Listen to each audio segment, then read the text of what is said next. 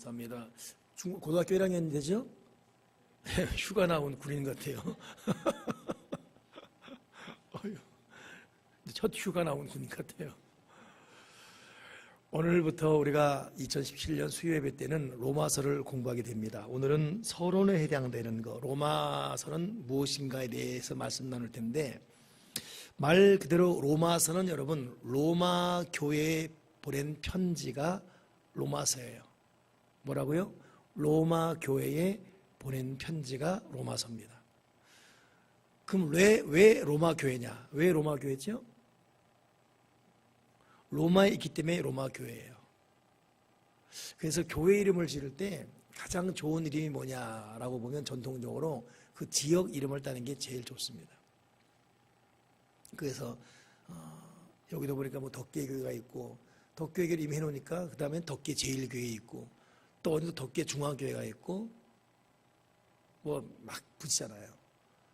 그러니 이것도 저것도 안 되니까 어느 교회도 양주교회가 있고, 그러니까 또 양주 제일교회가 있고, 그거 안 되니까 또 양주 중앙교회가 있고, 막 여러 이름. 그러니 뭐 이꼴 저꼴 보기 싫으니까 우리 같이 새생명교회도 있고. 아무튼 보편적으로 성경을 보더라도 교회가 지역 이름을 따고 있습니다. 그러니까 로마에 세워진 교회, 그 교회에 보낸 편지가 로마서다. 그 로마라는 이름의 뜻은 파워, 힘 뜻이에요. 권례, 권세, 힘.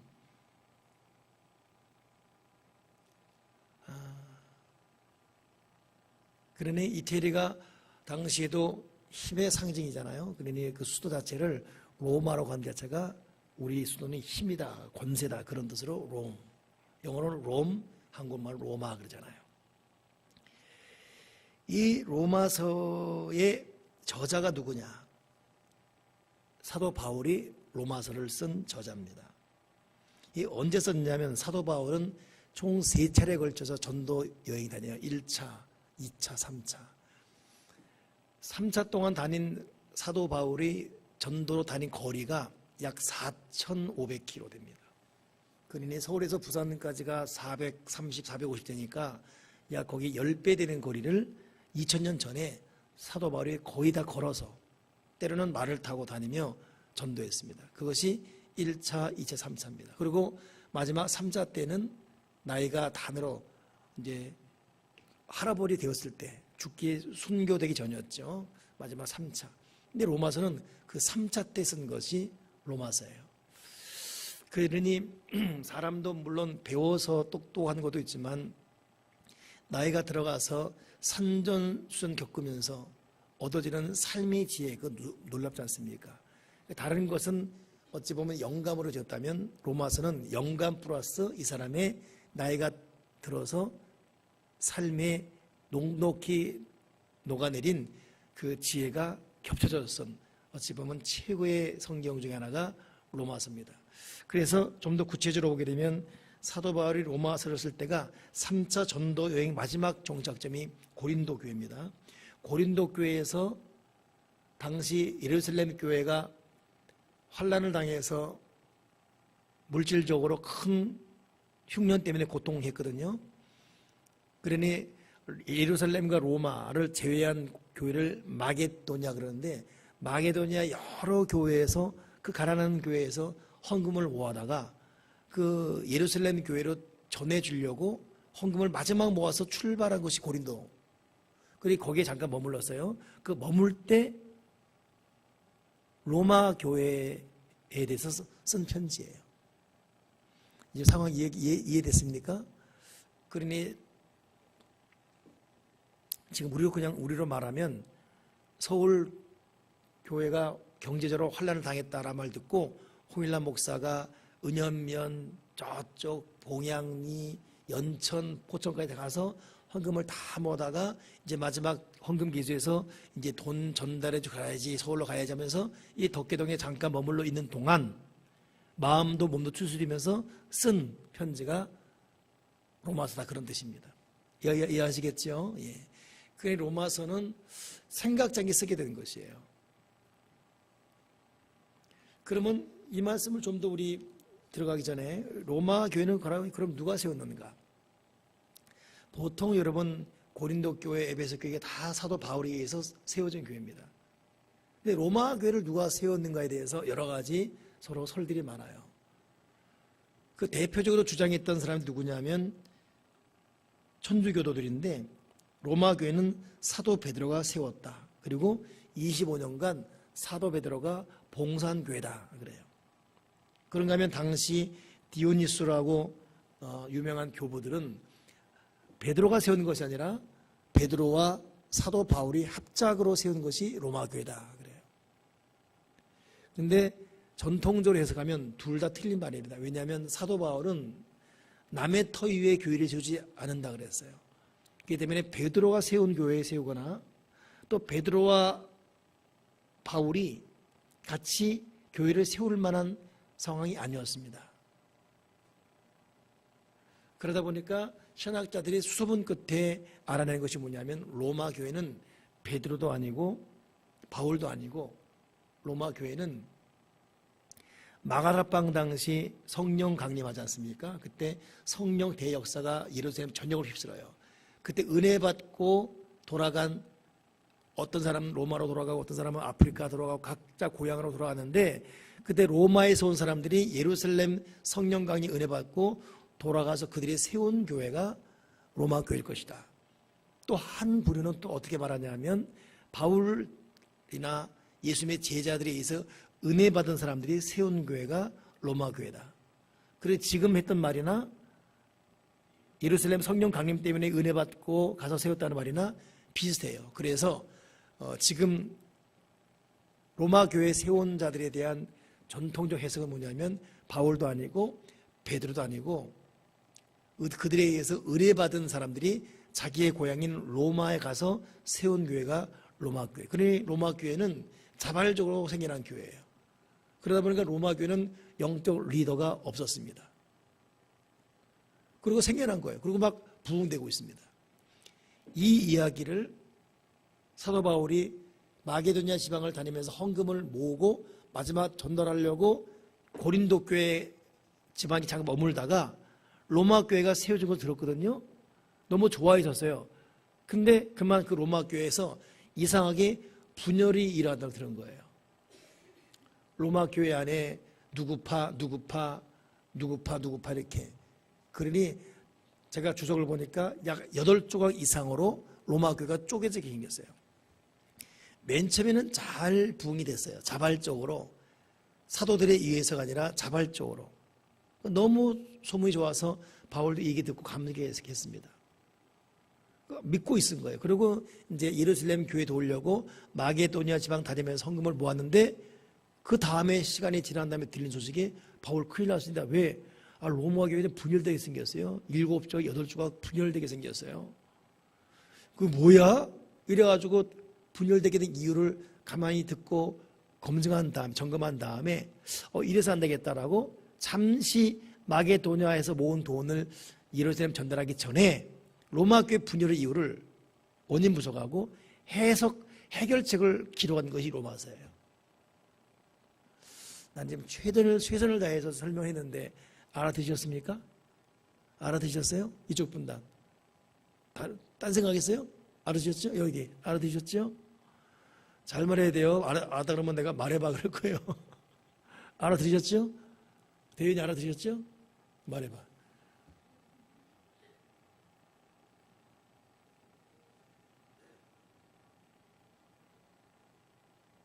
다 알아들었어요? 딴 생각 안 했죠? 잠깐 했어요?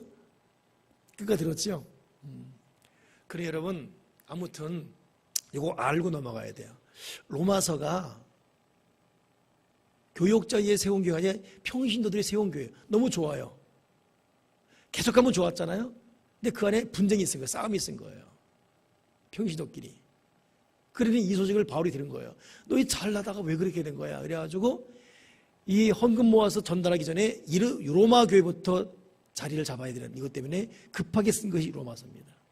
그렇기 때문에 로마서의 핵심 주제는 뭐냐면 첫째 3가지예요. 인간의 죄성. 지금 네 죄 따지지 마라. 다 죄인이다.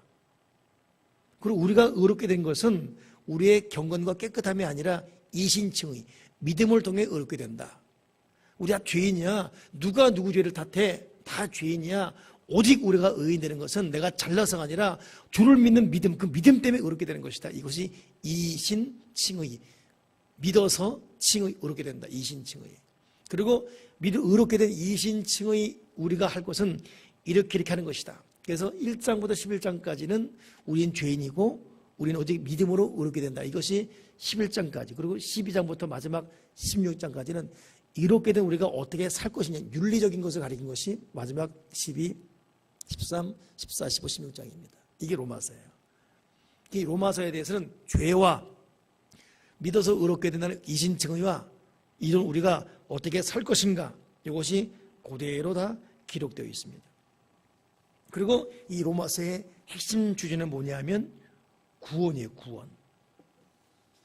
믿어서 구원받고 구원받은 우리가 어떻게 살 것이냐. 그러니까 로마서를 딱 한마디로 주제를 말하라 그러면 뭐라고요? 구원이에요. 구원. 알겠지요? 구원.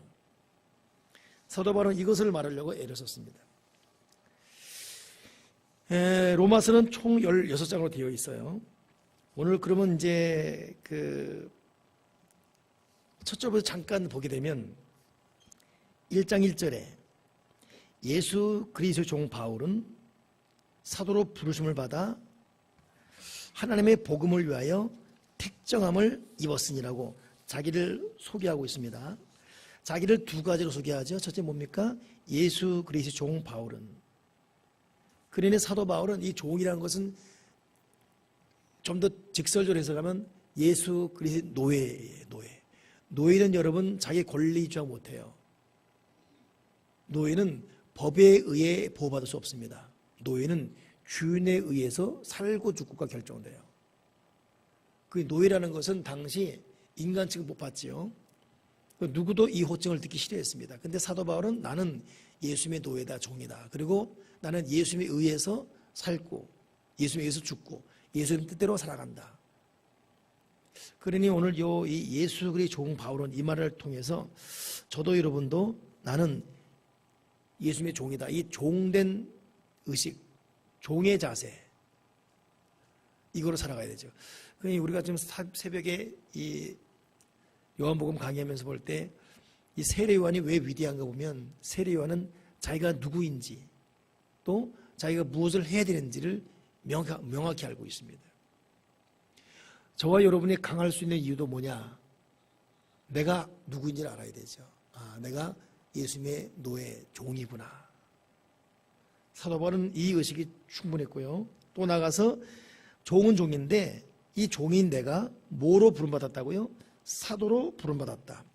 이 사도라는 이 원래 뜻은 뭐냐면 복음을 올바르게 해설하고 올바르게 선포하는 자, 이게 사도입니다.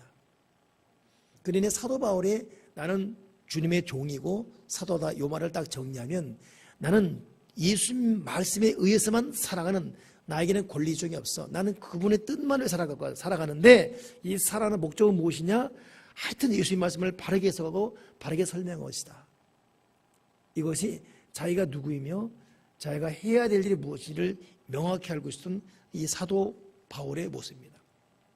또 하나 더 해석이 가능한 것이 뭐냐면 사도라는 것은 여러분 하나님의 말씀을 바로 해석하고 전파한 사람인데 이 사도라는 닉네임을 아무나 가지 못했습니다. 제가 이것은 여러분에게 참 여러 번 말씀드렸지만 이것은 예수님과 같이 먹고 자고 공생애를 같이 기고 동작해야 되는 사람에게만 주어집니다. 근데 사도 바울은 예수님을 실제로 본 적이 없어요. 환상 가운데 담의 세계에서 본 것밖에 없거든요. 그럼에도 사도 바울이 사도가 된 것은 무엇이냐? 왜 그런다 그랬지요?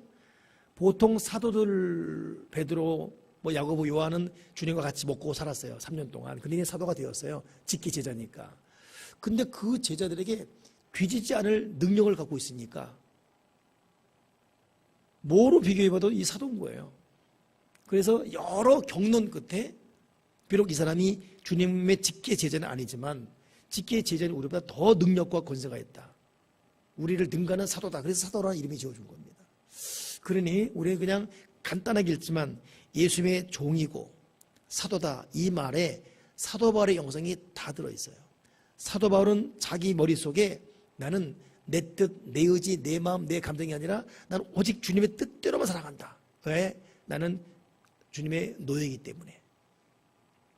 두 번째, 내가 할 일은 주 그분의 말씀을, 우리 주님의 말씀을 올바로 읽고 올바로 해석하고 올바로 전파할 것이다. 난 그런 의미의 사도다.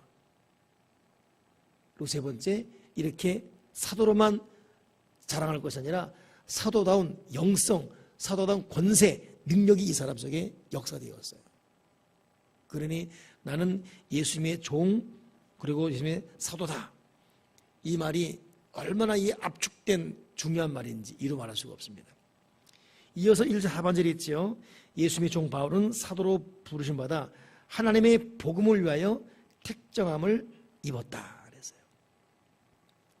자, 구체적이 나오죠. 나는 하나님의 복음을 위하여. 그러니 아까 노예요 사도라는 말, 이 말이 바로 이 말입니다. 나는 하나님의 복음을 위하여 택함을 받았다. 그러니 선택받은 의식이 분명히 있습니다. 근데 복음을 위해서 택정받았는데 그 다음 말이 뭡니까? 이 복음은 하나님이 선지자들을 위하여 그의 아들에 관하여 성경에 미리 약속한 것이다. 요 2절을 정리하면 뭐죠? 이 복음은 그 아들에 관하여 성경에 미리 약속한 것이다. 그러니까 복음이 뭐예요? 복음은 예수 그리스도예요. 여러분, 복음을 보통 영어로 가스펠 그럽니다. 이 가스펠은 합성어예요. God is spell. 그래서 하나님의 스펠은 철자 뜻이잖아요. God is spell은 하나님의 철자 뜻인데 복음 가스펠은 하나님의 글 뜻이에요. 그러니 복음이 무엇이냐?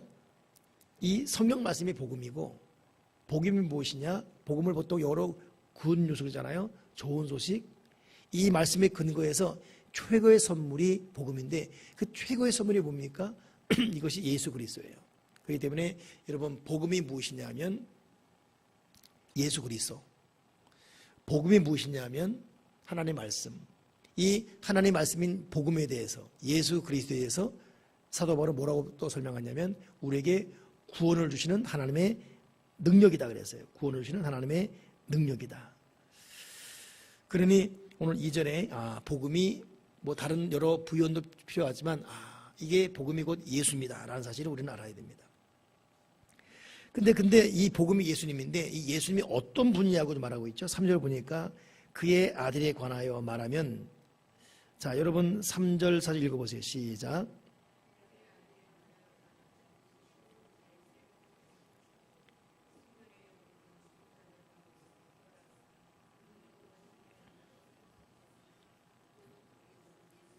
자, 그러니 여러분 지금 2절과 4절을 쭉 보면 2절 처음 시작이 뭐죠? 이 복음은이죠. 2절 처음 시작이 이 복음은. 근데 4절 마지막 끝날 때 뭐죠?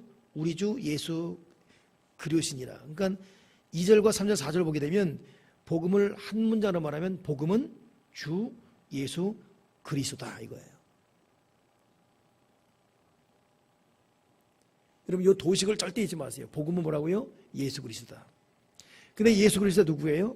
육신적으로는 다윗의 혈통에 나셨고, 사도 바울이 이 말을 왜 하냐면, 여러분, 당시에는 다윗의 혈통을 통해 나야지만 정통성이 있어요. 그러니 예수 그리스도가 너희가 보기에 그렇게 가난하고 촌동네 이렇게 딸 것이 아니라 그분은 소급이 올라가게 되면 이분은 다윗의 정당한 왕이 혈통하고 태어난 분이다. 육신적으로 분명히 다윗의 혈통이 났다. 그리고 이것은 구약 성경에 분명히 예언된 맞습니다. 근데 이분은 다윗의 혈통에서 난 이런 이 핏줄만이 아니라 그 다음 말이 뭐죠?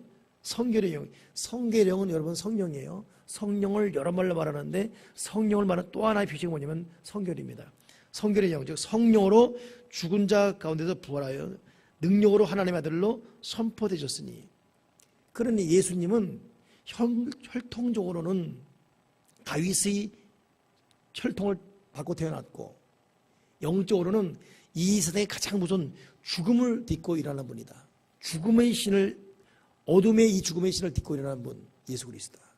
그러니 복음은 예수 그리스도인데 예수 그리스도 그분 혈통바 다윗의 자손이야. 그분 가장 무서운 죽음도 능가한 분이다. 이렇게 말하고 있습니다. 그러니 사도 바울은 예수 그리스도가 복음인데 이 복음인 예수 그리스도가 얼마나 육신적으로 영적으로 완벽한 조건을 갖고 있나를 거듭거듭 말하고 있습니다. 5절 같이 읽어보세요. 시작.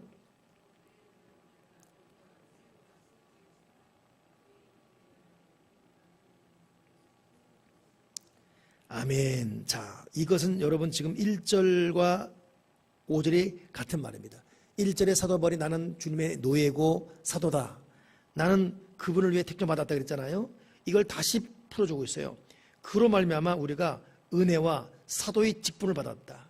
그리고 우리는 그 이름을 위하여서 모든 이방인에 의해서 믿어 순종하고 있다. 이런 뜻입니다. 그러니까 사도 바울은 군대로 말하면 군기가 팍 든 분이에요. 보통 군인들 보게 되면 군기가 있어야 되거든요.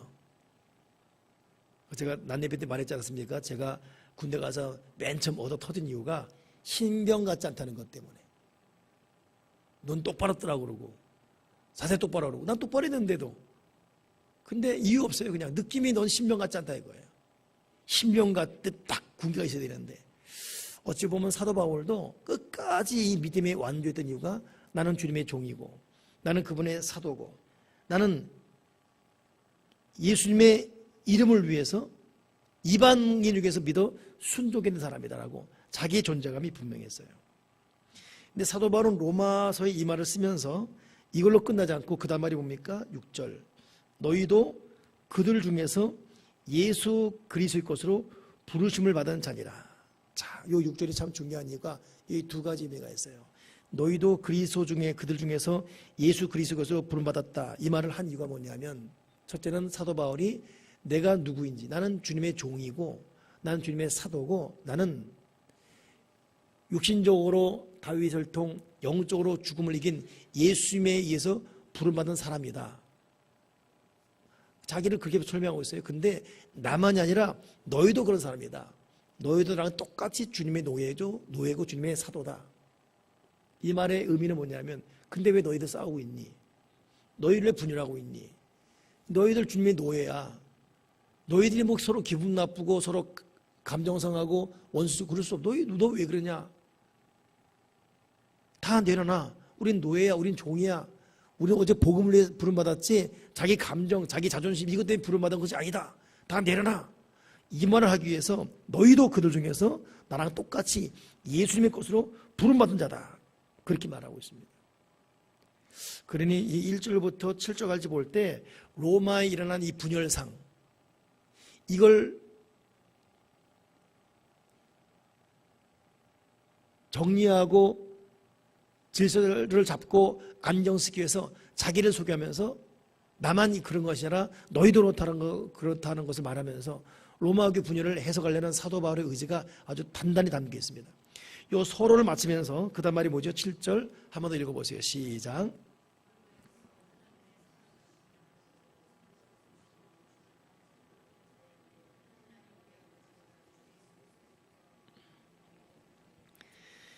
자, 사도 바울의 이것이 편지를 쓰는 사도 바울의 어떤 이 서술법입니다. 근데 계속 보면 고린도 교회는 막 잘못했을 때 막 박살내거든요. 근데 그래도 앞부분 항상 인사해요. 여기도 마찬가지예요. 지금 분명히 로마 교회 분열상을 들었음에도 불구하고 무슨 말하고 있죠? 로마에서 하나님의 사랑을 받은 또 성도로 부름받은 너희들에게 하나님 아버지와 예수님으로부터 은혜와 평강이 있을 길을 바라노라. 이렇게 먼저 딱 한번 기름을 치고 있어요. 기름을 치고 있어요. 이것이 사도 바울의 모습입니다. 시작부터 다짜고짜 막 따지면 안 되고 이게 쓱 기름을 치고 이것은 사도 바울이 그 다음 해야 될 말이 있지만은 더 나아가서 너희들 누군 줄 알아라. 너희들 성도로 부름받은 사람들이야. 너희들에게는 서로서로 은혜와 평강에 충만해야 돼. 겨우 분열하지 말아라. 싸우지 말아라. 내가 곧 간다. 이런 암시가 있는 거지요. 오늘 7절까지 정리하면서 첫째는 바울만이 아니라 또 로마 교인만이 아니라 나도 내가 비록 살고 있지만 나도 하나님의 노예고 하나님의 노예고 하나님의 사도다. 아까는 예배 전인데 아는 어느 분이 너무 힘든 일 때문에 전화 온 거예요. 그러면서 끊으면서 목사님 좀 힘듭니다. 너무 힘들고 정말 설 받았다고. 그 사람 말고 나도 힘들어 죽겠는 거예요. 그래서 그렇죠. 원래 참 가정이 이끌고 원래 참 리더로 있는 것이 힘이 든 겁니다. 나도 모르게 인생 참 힘드네요. 그걸 끊었는데 그래서 전화 그분 한 5분 7분 얘기 듣고 다 보니까 나도 힘들어지는 거예요. 나도 모르게 왔다 갔다 하면서 마음이 참 심란해서 본당을 거니면서 정리하려고 너무 힘든 이 상황이 있으니까 그래서 왔다 갔다 하면서 아이고 참. 근데 여러분 문득 드는 것이 힘든 건 사실이에요. 어려운 것도 사실이고 이 다음을 어떻게 살아가지? 이런 고민도 사실이고 그러나 그럼에도 불구하고 더 중요한 것이 뭐냐면 우리가 그리스도의 노예고 이 하나님의 사도라는 것 잊지 말아야 돼요. 하나님의 사도고 노예라는 것, 주님의 것이라는 것. 우리는 우리의 형편처지 이것 때문에 쉽게 불평하고 부정적인 말을 해서도 안 된다는 거. 왜냐하면 우리는 그분의 것입니다. 우리는 그분의 의도와 목적대로 말하고 살아가야 돼요.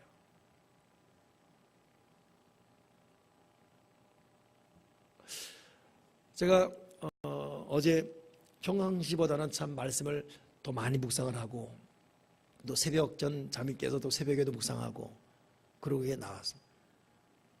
나오다 보니까 이제 우리 김지 집사님을 태워서 나오는데 우리 김지 집사님이 신랑은 신랑대로 직장을 하고 있고 김지 집사님은 집사님대로 또 동루천 또 사업을 하고 있어요. 그런데 관심이 있죠. 만나면 항상 잘하고 있습니까? 잘 되고 있습니까? 그러면 네 이렇습니다. 근데 오늘 나도 모르게 문득 그분과 대화가 하는데 항상 했던 말 하는 거예요. 무슨 말 했냐면 아유 다 어려워요 원래. 우리도 어제 손님 하나도 없었어요. 다 그러는 거예요. 근데 그 말은 우리가 어렵다 힘들다 죽겠다 이것보다는 상대방이 어려우니까 너만 어려운 게 아니다 다 어렵다 이런 말을 하려고 그냥 습관화식으로 한 거거든요. 그리고 딱 본당 들어왔는데 성령님은 그 말도 지적하는 거예요. 그런 말도 하지 말아라는 거예요. 왜냐하면 우리 전 인생은 하나님에 의해서 이끌려가고 있어요.